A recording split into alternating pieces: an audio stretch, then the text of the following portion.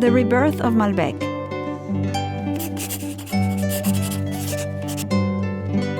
(1152) The Middle Ages. After the French king annulled their marriage because she hadn't provided him with a male heir, Eleanor of Aquitaine went on to marry the English king Henry II and to form the Court of Love.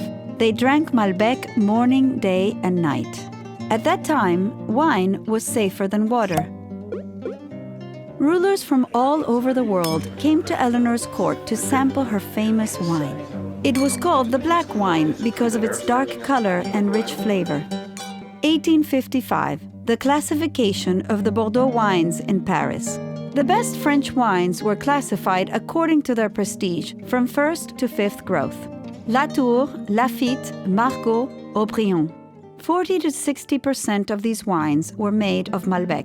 The other main variety was Cabernet Sauvignon. 1860s, the evil louse.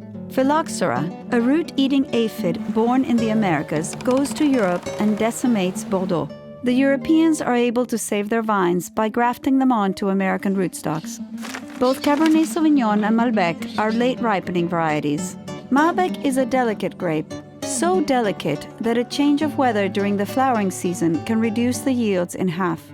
The Bordeaux French could have serious problems during harvest if early rains made their vineyards rot. Lower yields were also the winemaker's enemy.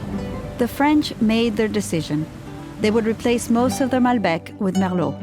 1852, Mendoza, Argentina. Argentina's beloved President Sarmiento hired French agronomist Michel Puget to bring fine wine to Mendoza.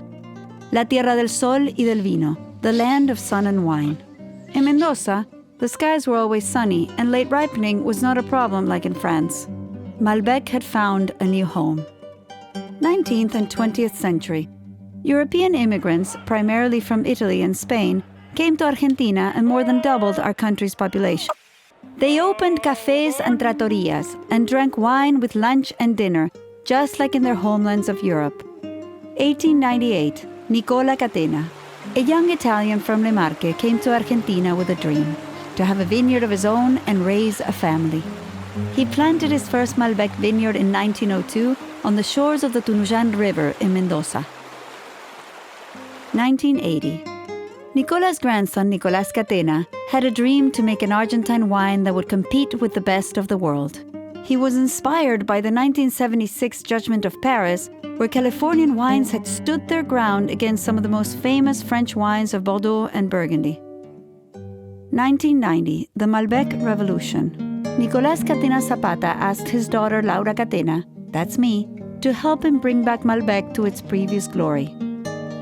1995. I knew that to make a great Malbec, we needed to start with the best raw ingredients. Inspired by my medical training, I founded the Catena Institute of Wine. The institute researched and cataloged the finest selection of Argentine Malbec, which we called the Catena cuttings. 135 ancient Malbec plants were selected for their small berries, small bunches, deep flavors, and potential to make elegant wines. Frenchman from Bordeaux. Nicolas, the Mendoza red wines from Argentina's traditional wine regions taste like they come from a warm climate. Nicolás Catena Zapata. I need to find the cool climate limit of vine cultivation in Mendoza. Vines have never been planted in Gualtallarí at 5,000 feet elevation. That is where I will plant my new vineyard. Nicolás's viticulturalist. You are crazy, Dr. Catena. Vines will never ripen there. And so, the Adriana vineyard is born in Gualtallarí in 1992. Why does high altitude matter? Vines ripen differently in the mountains than at sea level because of the cool and sunny climate.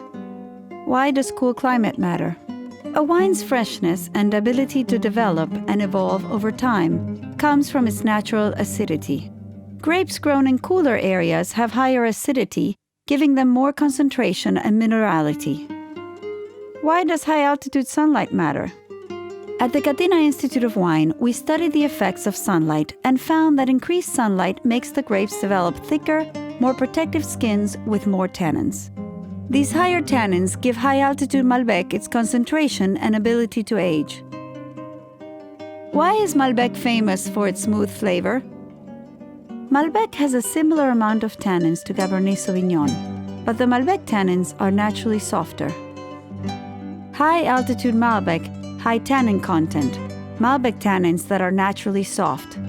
That is why high-altitude Malbec wines are concentrated and velvety at the same time. Not all high-altitude wines are the same. The parcels of Adriana.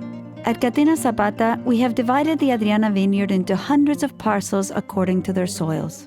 Today, minerally Chardonnays and ultra-elegant Malbecs are made from grapes grown in Adriana. Each parcel of this vineyard has a different glorious flavor, and we love them all.